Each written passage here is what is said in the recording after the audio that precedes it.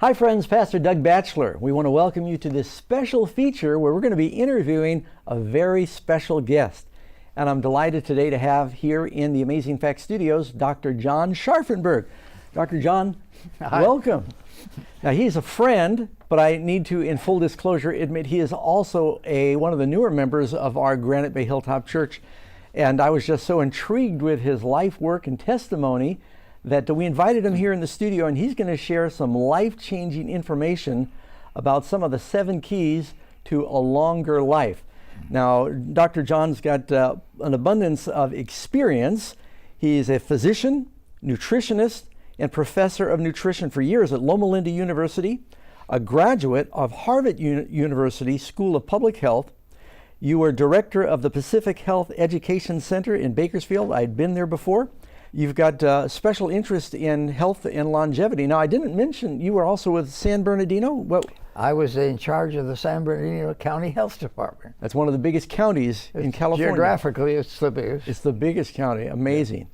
I was on the secretariat of the Interdepartmental Committee on Nutrition for National Defense. That was the top nutritionists in the country.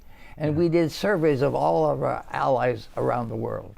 And you're also, I think, eminently qualified to talk to us about longevity because you said according to the Chinese calculations, you're 100, but American calculations, you're 99 years young. And if I'm not mistaken, you're still driving as well. Oh, yes, of course. I need my car. So that's wonderful. Now, if you were going to share 7 of the high points secrets to people's longevity, what they might do or what they might avoid, where would you begin? I think I would talk about exercise. Okay. I think that's extremely important. In fact, if a woman is obese, but she exercises every day, she will outlive the normal weight woman who doesn't exercise. If a man smokes and he has high blood cholesterol, has high hypertension, but he exercises, he will outlive the man who doesn't have any of those problems, who doesn't exercise. That's why some of the early settlers, they may have smoked and they ate a lot of dairy and meat, but they didn't have some of the diseases because they were working on the farms back then. Yeah. What else would you add as far as some of the most important features? You know, there's been a major breakthrough here in the world of health. We had this Pasteur manager who did the flash studies. Louis Pasteur, yeah. We discovered the germ theory. Right. Tremendous advance. Then Fleming discovered penicillin. Yeah. Another tremendous advance. One of the greatest advances. Now, since 2010, we have another tremendous advance just equal to those, which people don't know about. But if you avoid 7 risk factors, you can decrease by 80% your cardiovascular disease, your strokes and your heart attack. 80%. You could decrease it. Now that's one of the biggest killers, isn't it? That kills more people than the next 5 leading causes of death combined. And you see, they put all these people on drugs, statins, based on their cholesterol level. Yeah. They've checked it out. Only 93% of the people, it doesn't help them one bit. But 7% it does, because they have heart disease. Our problem is we don't know who has it and who doesn't. They're going by cholesterol level, and it's a poor indicator of atherosclerosis. So all of this could be remedied by lifestyle changes. Yes. Now we should summarize these, what they are. Yeah. Tobacco, alcohol, inactivity, overweight, too much meat and sugar. Then they added to it hypertension, and high cholesterol in the blood. But you wouldn't have to worry about those if you did the first 5, because those all help to decrease the thing. So one of the most important things you could also do is you exercise and then be careful what you eat and stay away from what? Animal products. Well, the vegetarians are living much longer than other people. Yeah. They did a study in California of the general population. For the men, what percent of them live to be 85 or older? Well, it's 48.6%. But for the vegetarians. But for the general population, it's 19.5%. So 48% of vegetarians live longer, but only 19% of the non-vegetarians. That's right. Yeah. Now, the women live longer than the men. So the women, the general population, 39.3% live to be 85 or older. But for the vegetarian women, it was 60.1%. So the jury is in. If you're a vegetarian, you're going to have less disease and you're going to live longer. That's right. Now, if I remember right, the Bible says that was the original diet for man, a vegetarian diet. So it's like we were designed for that diet, and if we cooperate with that design, we're going to live longer. Yeah, that's right. So we've talked about the importance of exercise, and I agree with you that we certainly should stay away from, I always say I don't like to eat anything that had a mother. And so I've been a vegetarian for 35, 40 years now probably. And I hope I feel and look as good as you do at 99. Now, it's interesting that when the Heart Association said, cut down on the meat, cut out all that meat, you know, they said the vegetarian diet was the best diet in optimum diet in 2015. They said that. But the world, the population of the U.S., we rebelled against it. So they changed it. They said eat more fruits and vegetables. Yeah. They didn't talk about meat or vegetarian diet. But here's what they substituted. They said cut down on saturated fat. Yeah. No more than 5 to 6% of your calories should be saturated fat. But let me tell you the secret. That means vegetarian diet. Exactly. I think it's funny. You get on the airplane and they hand you a package of nuts and it says cholesterol free. Well, all nuts are cholesterol free, aren't they? Yes. So it's a good idea to don't eat anything that used to walk, swim, or fly, and you'll be safer, right? Yes. Now, I have a little chart here I want to show you. Sure. This is very exciting. Show you where the saturated fat is. Okay. The red represents the saturated fat. Okay? What has the most? Coconut. But fortunately, we don't grow coconuts here, so we aren't getting too much. But the other things are the meat fat and the dairy fat, the animal fat. And there's another one I don't have listed here is chocolate. Yeah. That's pretty high in saturated fat too. Yeah. But the butter we shouldn't be using, and the meat fat, the lard, the bacon, and that kind of thing we should avoid. That's what we need to avoid. Yeah. We should get 2 essential fatty acids here, the blue and the green. The blue is linoleic acid. That's in most plant fats. So that's good. But the green is the alpha linolenic acid. That's not in many places. You'll find it in flaxseed. Oh, okay. But you have to grind it up because otherwise it'll go right through you. You don't get any of the oil. But these, the body doesn't make. Yeah. And we have to have them to live. So eating lots of greens, fruits, and you'll get these fats that are the helpful fats. Yeah, the helpful fats. Soybean, a quart. Yeah. That will give you your linoleic acid. And for the flaxseed, that's the alpha linolenic acid. Okay. And chia seed. So some of the major things is not just what you eat, but you said we can greatly prolong our lives by staying away from tobacco in all of its forms. Yes. Of course, there's no nutritional value in tobacco in any way. I guess if a person drinks wine, they might get some vitamins, but alcohol's not good. Let me tell you about the latest study on alcohol. Okay. Dr. Max Griswold at the University of Washington did this study in 195 countries, the biggest study ever done, funded by a man who has a home just behind the university there, Bill Gates. Okay. He funded this study. Now, Max Griswold wanted to find out how much alcohol is safe. We've been saying 1 drink a day for women and 2 for men might be okay. Yeah. But his study showed 0. There's no level of which is safe.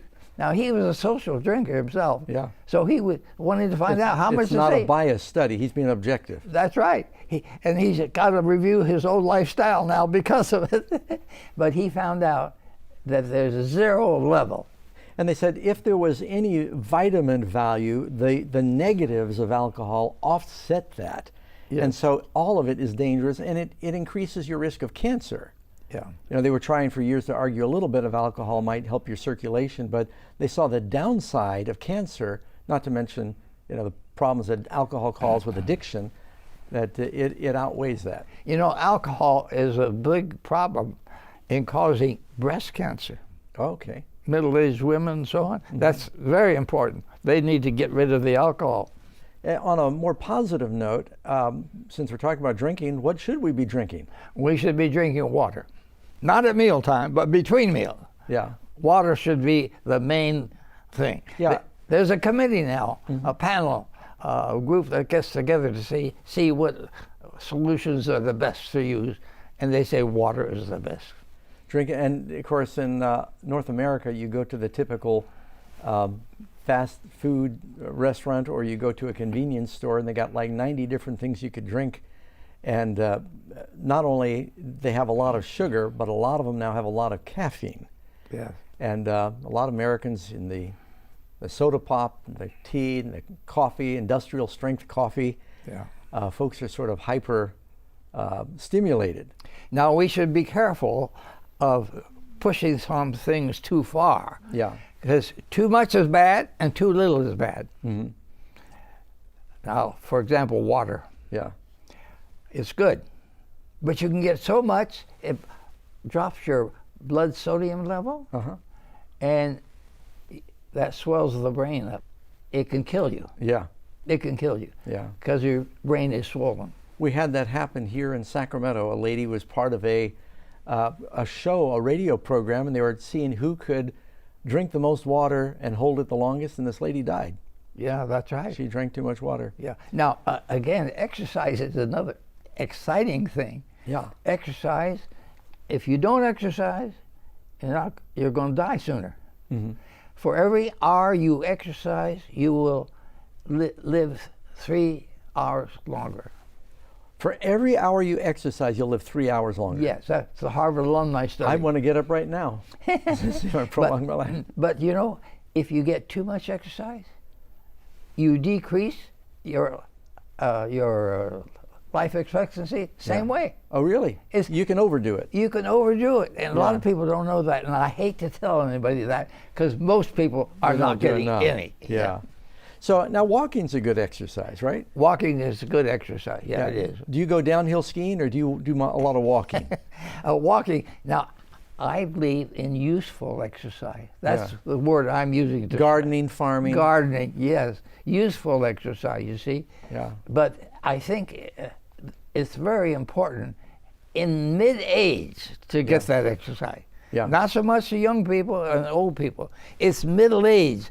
Studies with Alzheimer's has shown that middle-age exercise can help reduce the risk. Oh, that's very important. So, am I still middle-aged or am I old now? Well, I want to reduce my Alzheimer risk. 40 to 70.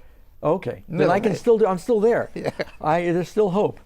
So we talked about the importance of a good diet: vegetables, fruits, grains, nuts, the right kind of fats, avoiding meat in all forms. I'm hearing. Yeah. Now you mentioned butter. Like would margarine or some vegetable butter imitation is better? Yes, it's much better.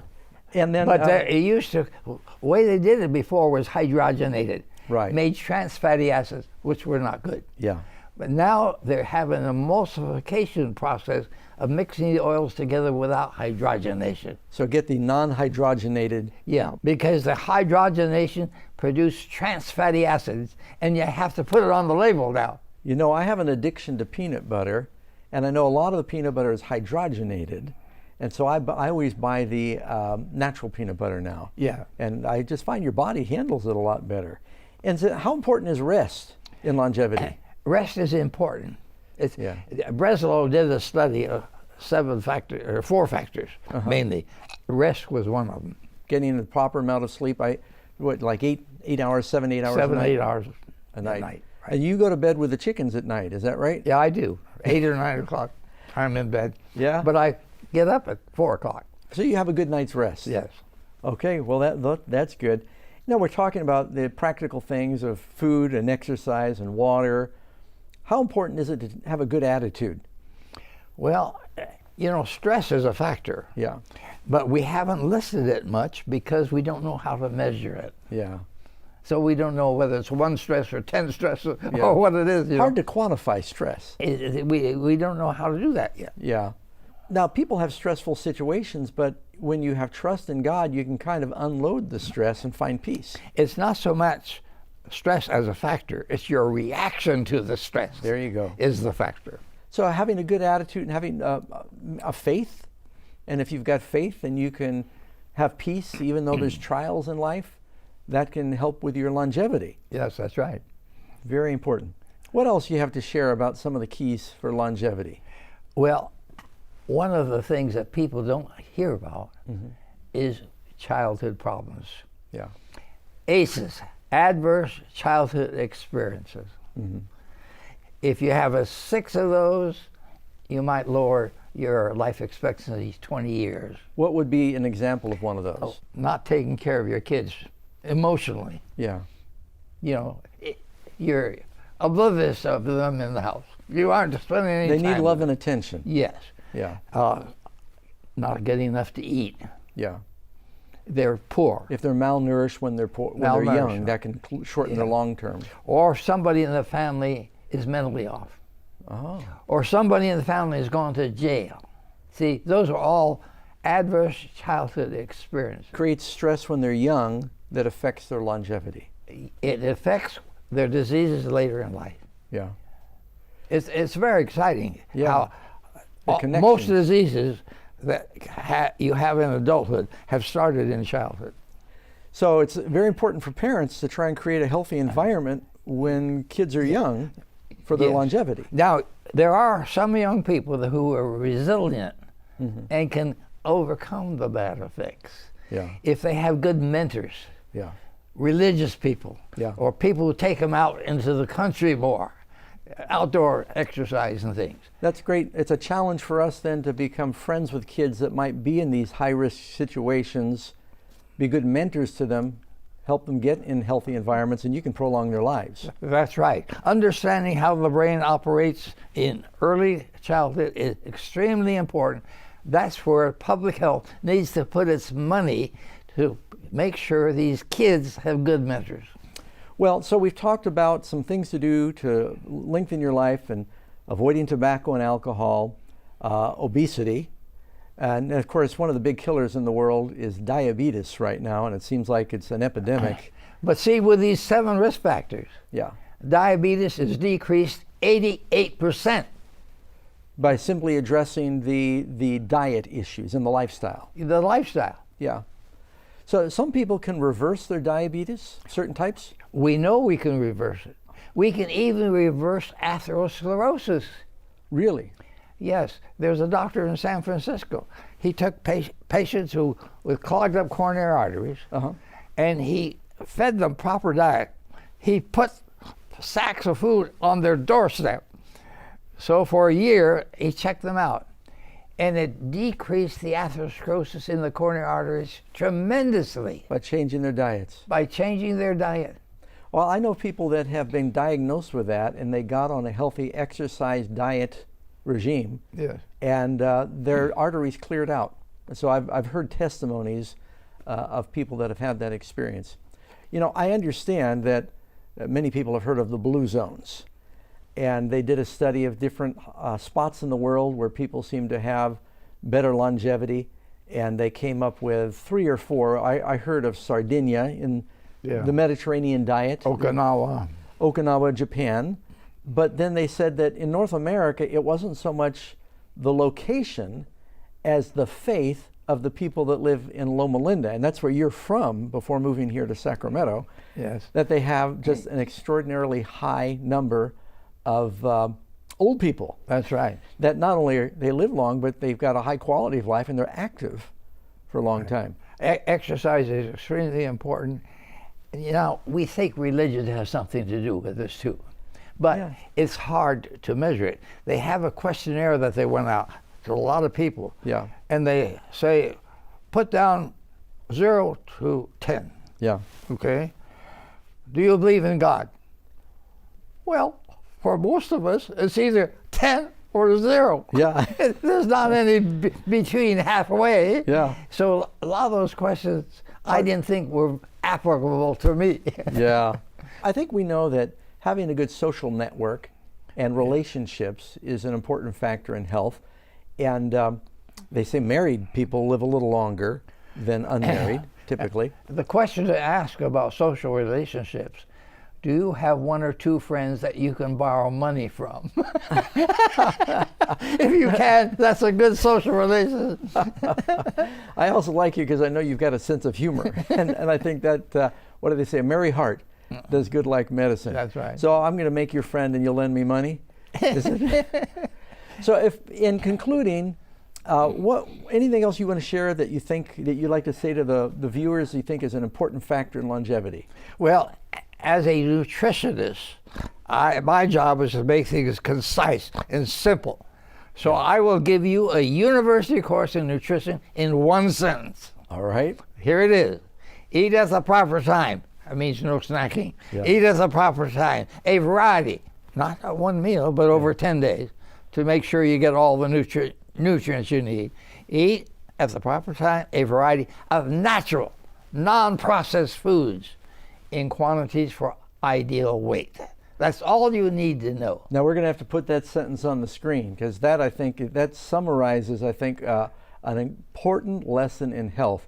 But you're going to tell me something else maybe about cholesterol. Yes. When you go see a doctor, you ask him, how's my cholesterol? He says, you're okay, don't worry about it. That's not enough. You got to know some figures. You got to know what your LDL cholesterol is. If that's too high, that's the killer for men for heart attacks. It's too many steaks. Yeah. Or you have to know what your triglyceride is. Yeah. That's the killer for the women for heart attacks. That means overweight. But not only that, the triglyceride tells you the size of the LDL particles. Okay. There's 2 kinds of particles. One is light, buoyant type. If that's high, you'll only have twice the risk of a heart attack. But if the small, dense type are there, you've got 7 times the risk of a heart attack. Wow. But if the triglyceride level is high normal, you've got 90% of your LDL particles are the bad kind, small, dense type, like the diabetic has. Now what is the good kind? Isn't there a... Well, the HDL, they said, was good. Okay, yeah. But it's not as good as we used to think. Okay. We think now it has nothing to do with heart disease. Oh, okay, that's good to know. I think people need to hear that. But you need to know from the doctor what your triglyceride level is and what your LDL cholesterol is. So don't just say, if he says, oh, cholesterol's okay, don't walk away with that. Find out what the details are. Yeah, right. Because that makes a big difference. Yes. And now we mentioned the air and the sunshine briefly, but I guess the way to get the right amount of vitamin D and fresh air is, you said, do your exercise in a practical way. I mean, maybe go outside and do some carpentry or do some gardening. Well, if you're outside, you get the sunshine. Yeah. Most work is done inside. The window keeps the vitamin D from getting into you see. But older people have a hard time because it has to go to the cholesterol in the skin, goes to the liver, goes to the kidneys, it all changes, forms it's actually a hormone. Yeah. But we call it vitamin D. Right. Okay? But older people, these things are all working at half speed. So they aren't getting it. They're going to have a supplement. So it's okay to take, I take a little vitamin D gummy every day. That's right. That's good. So, and if you are out in the sun, put on sunscreen, especially if you're a higher risk with your... But not for the first 20 minutes. So get 20 minutes of sunshine. Yeah. And then you might put on the sunscreen and be more careful about your exposure. That's good. It probably also matters a little bit what part of the planet you're on. You're not going to get as much direct sunshine in Alaska as you are in Guam. And I know I was in Australia and I walked for a few minutes with my shirt off just to get some sun. I got burned just about in a couple minutes. Everybody living north of, say, Washington, D.C. or New York City, those people are all deficient in vitamin D, practically all of them. If they're not taking a supplement. If they're not taking a supplement. Oh, see, that's very helpful to know. Now, I'm speaking more often now to people who are total vegetarians, don't use milk or eggs. Yeah. Now, how do you get your calcium? Yeah. The EPIC Oxford study showed there's more fractures of the bones in those who don't get enough calcium. Okay. But if you get, say, 525 milligrams a day, you have enough. You have no excess risk of a fracture. Yeah. Now, how do you do that? Natural way. You cut your salt intake in half. That controls the excretion of the calcium. Oh. See? And second thing is, make sure you get enough vitamin D, your blood levels are up properly, you will absorb 2 to 3 times more. So there's things we can do naturally That's to fascinating. get the calcium without taking a pill. So some people are maybe struggling with osteoporosis because they ate so much salt, they weren't keeping enough calcium. That's right. Interesting. I'd never put those two together. So is there a way to get calcium naturally through foods? Well, you have to avoid the foods that have lots of oxalic acid or phytic acid. That combines with calcium to make calcium oxalate, which is insoluble salt. You can't absorb it. Yeah. So you don't avoid the foods. You still use the foods for other reasons, but don't count the calcium in those foods as being very good for you, because you're absorbing it. Yeah. So there's other ways to get it. There are some foods that don't have it. For example, soy has some oxalate in it, oxalic acid, but it's absorbed well. We don't understand that yet, but it's absorbed very well. So soy is a good thing. Soy is a good thing. Okay. I recommend, one of those boxes, 1/4. Okay. 100 grams. Yeah. There's 400-gram box, 100 grams a day of tofu. Oh, wow. I think it's so good for you. Okay, that's good to know. Now I'm a vegan vegetarian, so I'm concerned, make sure I'm getting my calcium. I heard something this week that pistachios have all the natural proteins that you might miss if you weren't eating the B9 and stuff that you wouldn't get from meat. I heard pistachios are a very good source of that. Pistachios are good. Yeah. They're expensive, but not so bad in California. I buy them shelled too. Yeah. They are expensive, but they're good. So Dr. Scharffenberg, I want to tell those who are watching, we have a special offer. I got it stuck here in the Bible. We got a special offer we're going to send to those that would like to know more about how to have a longer life. And it has these health secrets. This magazine is actually called the Amazing Health Facts magazine. And you can contact the number on your screen or go to the website and find out more about this. Well, thank you so much, Dr. Scharffenberg. I think this has been very invigorating. And if people will practice the things that we're talking about now, that would probably reverse the health crisis and all the money that's being spent. It would, I think, help the economy. It would help the families. It could turn the country around if they would follow these practical tips on lifestyle changes that would give them more abundant life. And we want to thank you so much for coming in today. God bless you. Thank you so much, friends, for joining us for this special Amazing Facts interview. And share the good news that Jesus is alive and coming soon.